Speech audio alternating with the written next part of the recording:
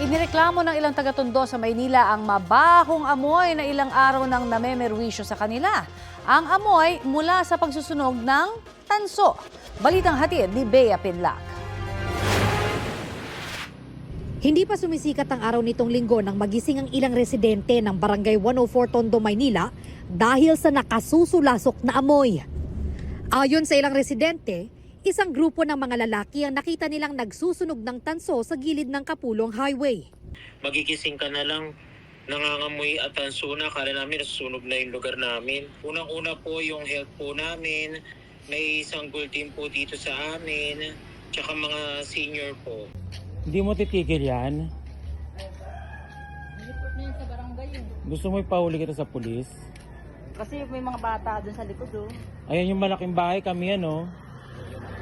Every day kayo nasusunog dyan oh. Anong pasensya?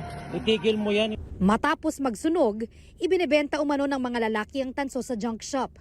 Ayon sa barangay, gabi-gabi silang may nire-respondehang reklamo tungkol sa mga dumarayong grupo ng mga lalaki roon, ang iba, mga menor de edad. Ang problema, lagi raw nakakatakas ang mga ito.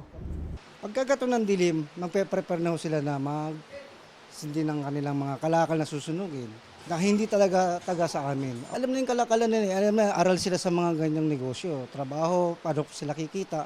Kada reklamo, talagang pinupuntahan po namin. Kaya lang po, minsan meron po silang yung lookout. Pag umano po kami, mga nagtatakbuhan na sa mga kabilang barangay po. Tinutukoy pa ng mga otoridad kung sino-sino ang mga nagsusunog ng tanso. Pinaigting na rin nila ang pagronda sa lugar. Labag sa Ecological Solid Waste Management Act of 2000 ang open burning o pagsusunog ng basura. Posibleng pagmultahin o makulong ang mahuhuli. Ayon sa DENR, delikado ang open burning ng basura sa kalusugan at nag-aambag din ang usok nito sa global warming. Bea Pinlac, nagbabalita para sa GMA Integrated News.